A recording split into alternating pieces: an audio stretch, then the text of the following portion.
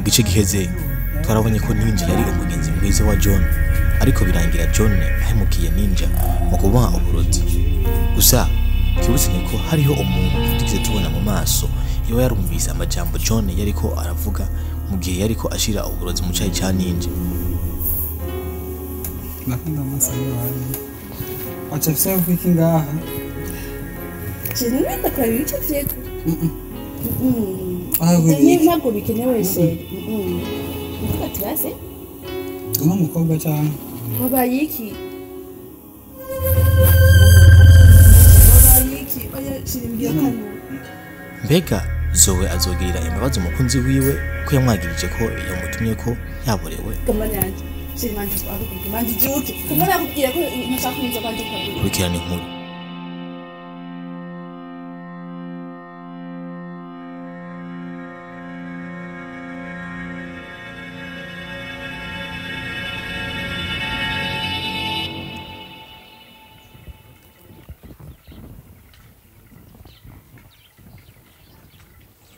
amasaha y'abarundi gamana umuntu mubwiye 16h akumva 17h kubera ikivuga kasi ndamutelefone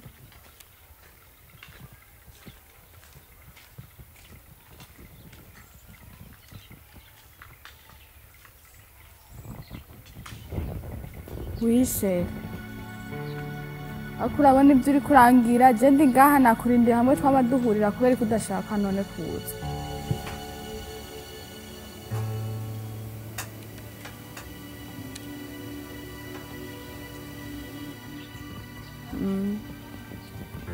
sawa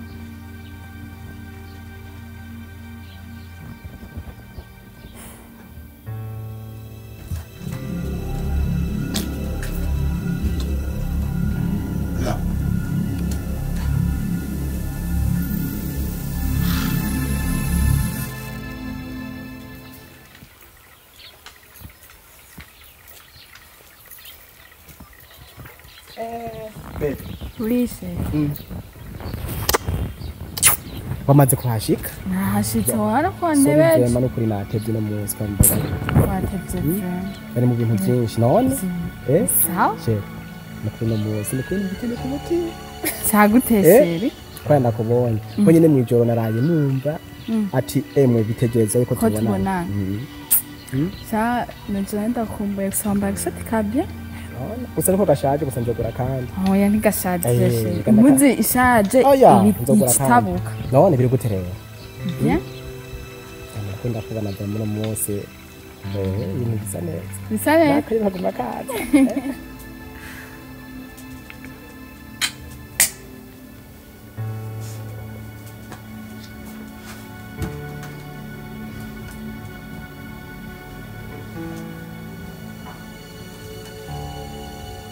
Lui nakiwe tufametse nayo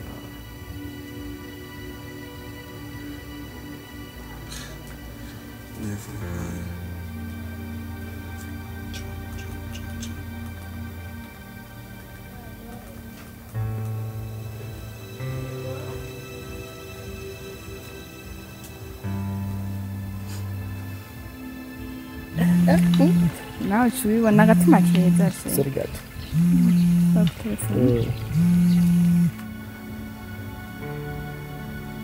Ninja webo sawa ngwana gatoya nyaruka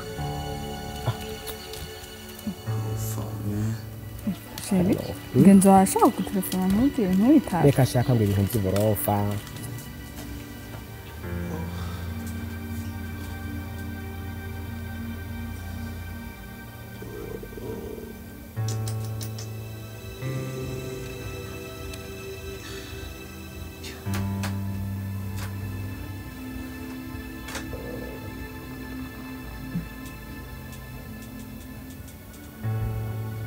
ndi kumwe na wewe urabona naho yari amafaranga nagute cyangwa ibintu nyemerera ngana gute sinshobora nashaka kwitaba vyema hamwe ntabakunda ibintu agira nshobora none urabura iyo ariko mugenzi wiwe cyese ntaramusubiza ngenda mugora bagenda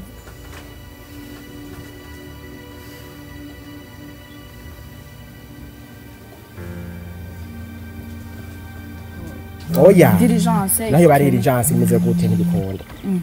oya mwitabisha ndagusasa azi ko ndakubaha mwitabisha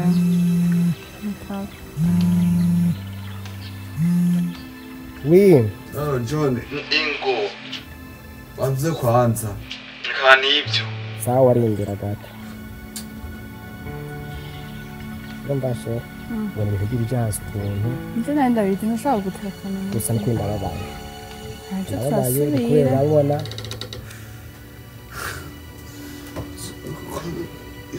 umeze neza kweli yo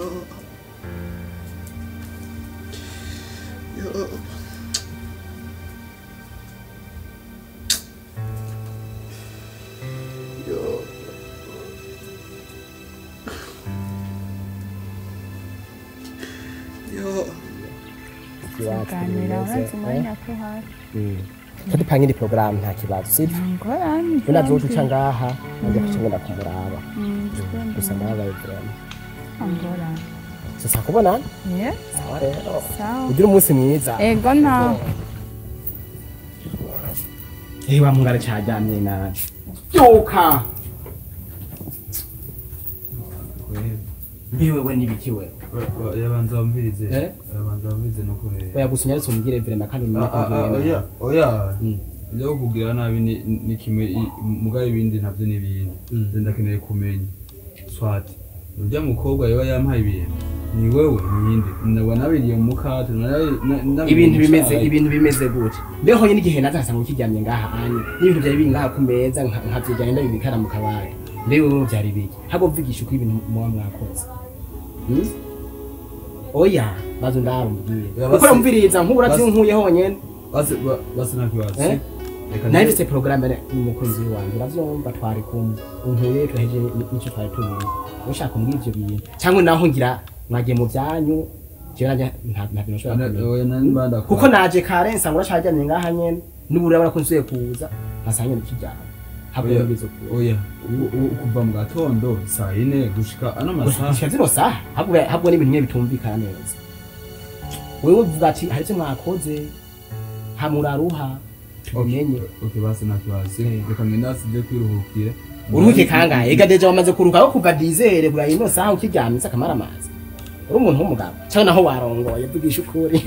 warongoye reka manda kubaza nese tubona yoba yabyukiye gusa no twovuga ko Esther yabyutse tuvuga ko ari ntumbaze rero nimere cyo bigwara byiwawe nyene ngira byakubyutse habo kwivuga neza kuko nanzize kugura imiti kuri pharmacy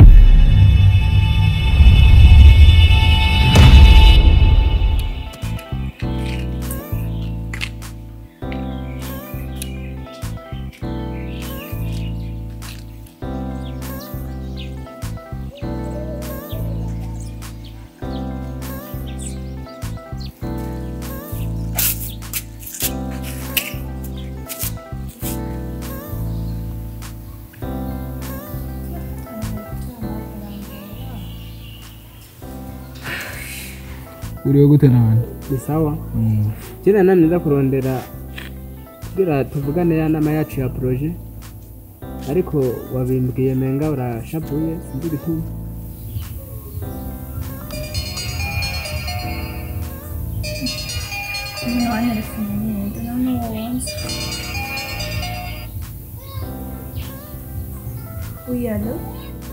project ari kwambwira mbe wambwiye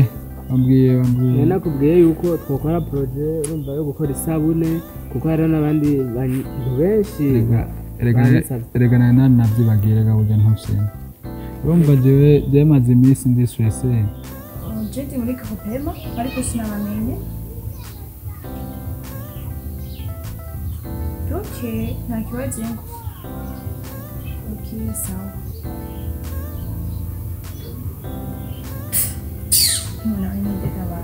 sinuhanda kubwiza kwiga Claude ngaho burya ngaho kuri ino si twese dusanga tubizi ibintu bya mbere birabaje kandi ibintu bya mbere bitera amaswese ibya mbere bitera amaswese ibintu bibiri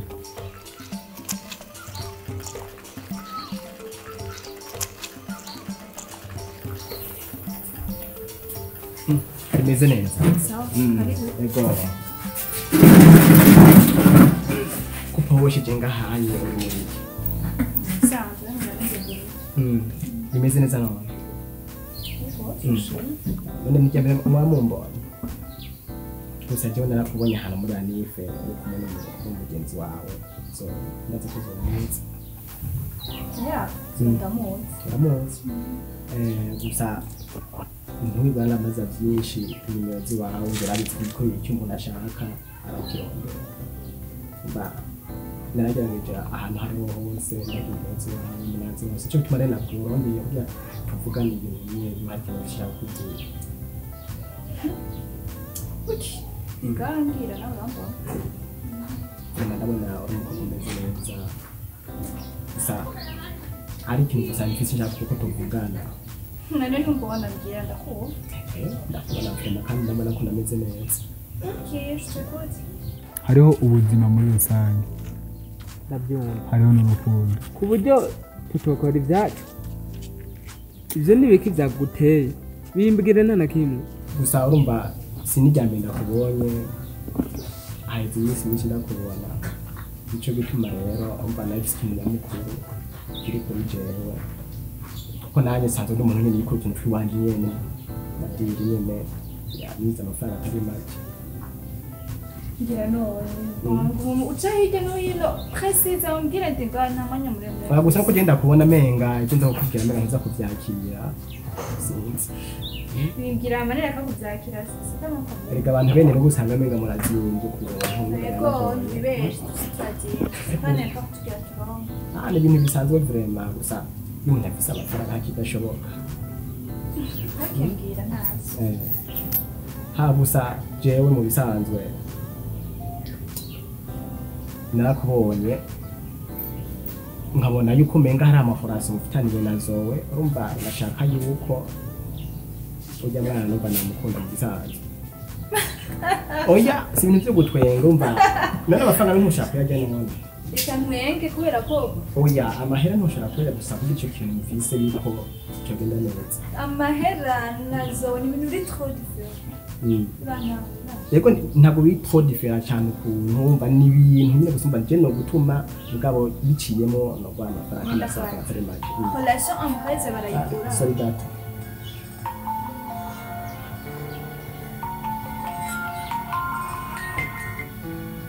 oui byamaze gushika ndindira gatumva hari ahantu nagiye kora umuntu n'umwanya muto ndaje sawa gusa sinteba nka 5 minutes nzoba nshitse ndaje sawa hama urabona cimfatirwa hariho umuzigo uvuye muri Kongo umva kwace banki telefone usumba icyumviro nari mfise rero tuja tukibandanya hanyuma kaje kubyumvira we nta kibazo kurondera sawa rero asigare ngaha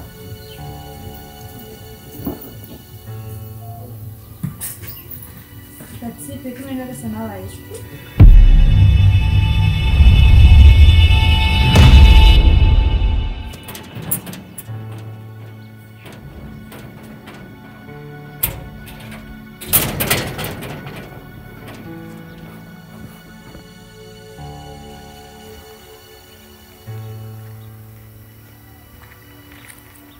Mucha breve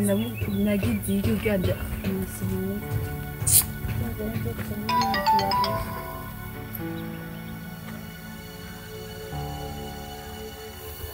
Kama ngora niende karango nifite amasafari ehere ndakita bino nagira umutima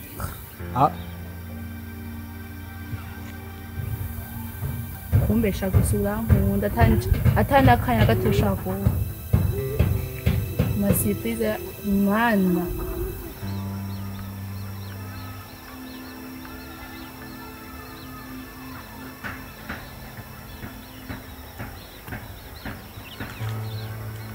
surprise yako singani ya kitu. Au sangai kwa soko telefoni. Mimi mke senda mleki. Kwa mtoto wa kadete. Allo she. Allo? Ndakumbuye cyane she n'ukuri. Ndakumbuye cyane.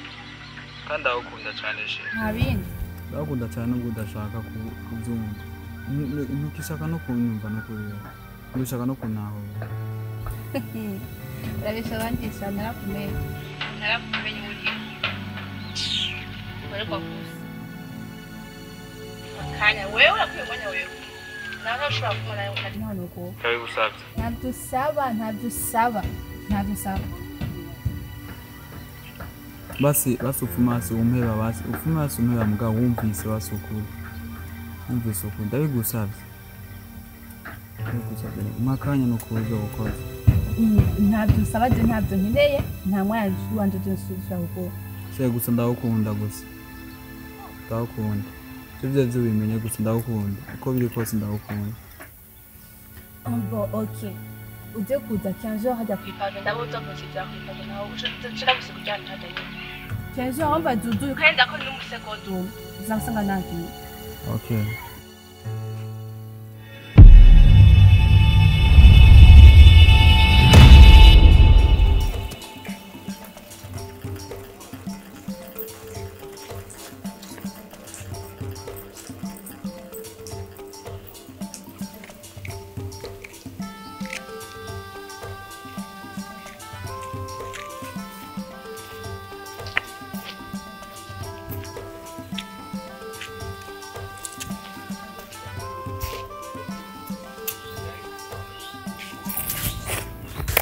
Bite mtaa? neza biri gute nawe Ama kweli genda shima.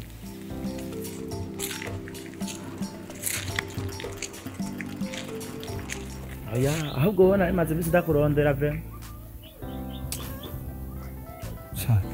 nuko je maze imisi umenga je siho ndi maze imisi umenga siho ndi kwe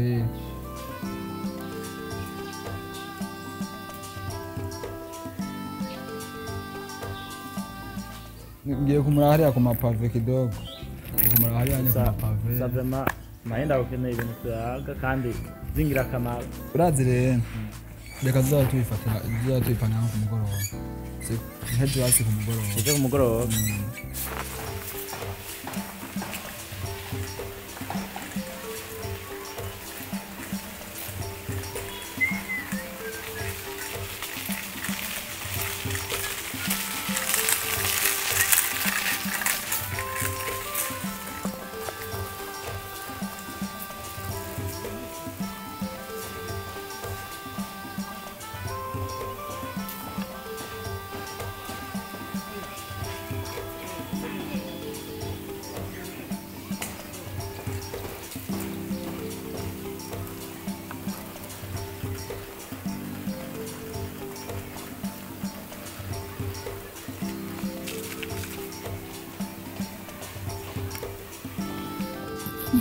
wabonye icyo muntu antukangira arasa agatuza manta urumva ujya mu mama yabuze abana benshi niyo mpamvu Ego vrema bisaba ubishiremo ingufu vrema. ejo ku mugoroba oya nta kibazo nk'ejo ku mugoroba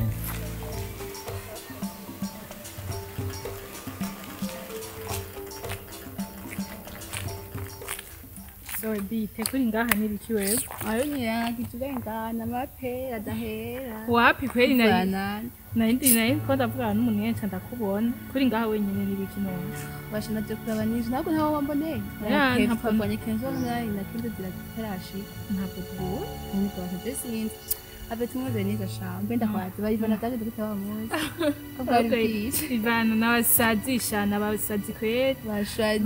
Basubeshi burarenze n'uturire. Nakibagize. Wapi naco babagize barabeshi ibintu. Ngo mama ngo bariko barategura ibintu by'amatest d'entraînement ku ishure ngo niyo mpamvu batebye kumva ububeshi gusa. Ubeshi bashagara bishi. Nukuri rero Ivana aciye ashika muhira ko ratwara muherekeje tumushikana imbere y'umuryango wabo. Story ya Zoena n'indro yitwa. Aha, ndakumbwira rya shano ngo ninde. Niki? Kubera ariko ishuri ndahabazi. Ntibizi basi, ntibizi. Ndabizi bijye kuva. Kubera iki none gusiku ubu byose ndabizi. Wenda dishabye mwise mama yahakonde ndamwizeye. Basha nyene kariho nyene turaka dukaya gusa muri imisi turahera. Turabihari. Kubera abantu uko. Urumva se niko rakubwira bijya ana guhera ku kintu cyambere cyatuma ndabizi none kwe kuki uvuga ngo ninje umenga umufashe ukundi kuntu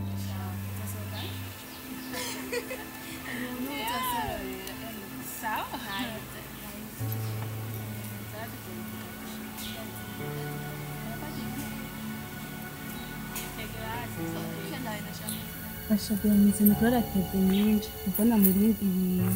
ariko gukora abakoresha simba bakora Kaiga ngo ubona ko akari discipline kaje nakano ubona kari presentable au présente ahantu kubera iki arashaka kumuhindura babiganiriye arashaka kumuhindura nabandi bantu yahuye nabo bamuhindura bananiwe ubu rero oya murabazi se murabazi ndawe ndakumva ndagusoma nire nkawe wewe manda kubazi neza oya mane twumvikane kandi twapensa ngapi kuchinga sindi kumbaza wewe twapensa ngapi zango y'abatasi uri sangapi zango y'abatasi umeze nk'ikati nari ugira imana iyo ataza byanze ne ko namaze kugira ne kwe ashaka sinzi nazo kunsati yawe roje zango ndashaka kuza ngaha anya twabanye 15 heures ubu turi 15 heures 30 madi 30 minutes nganda kuri nasi 15 heures top ariko bagumu ukina mu byangora ntabyo bibonye zango y'abatasi ntabyo bingo zango aho usanga kivyo uvuye kwinzoka simerutse mbere simerutse ryari waronyoye waronyoye amazi simerutse ubesha abandi nakumenya ndakora ndi ubu ndakubwira cyane ndakubwira ntabwo ngiye gusigurira uranshisha sinzi n'indi nakubwira ndagusigurira basi kuva nakubwiye ko nashaka kuzura n'inzoga naje kurara ariko sinzi n'ibintu nakutawe ibi byose byo ndiko ndabikora kubwira ingufu z'urukundo gusa nta n'ikindi kintu ingufu ngaho oya tuwaka nazowe hajya arashobora kumuhindura barashaka kuvugana niyaguma yihoreye umuhungu azobandanya intuze yiwe tabiyazi ana ujya mu kipe na apparence yiwe irerekana ko adafise yaje niyavuye nyene bamureka gufata umuntu nabi hajya ntubuzi iyo umuntu muzohurira n'uwundi Frede bigera ngaha Frede ni style yiwe yahe ni style yiwe ubu wayushe baby wewe sikutagena bamukundane muguze umujya mu kipe ni kwane tuguze gute niko imana hajya yabiteguye ufise umutipe mwiza wikasha sinumvaje n'intima yafika byose so what ibyo ntibikutinze oya ibyo ntabwo ari byiza oya wari kumuha avertissement yanyuma ibyo ntabwo ari byiza oya urabanza kuba umuntu avertissement yanyuma apana oya ibyo ntabwo ari byiza wowe oya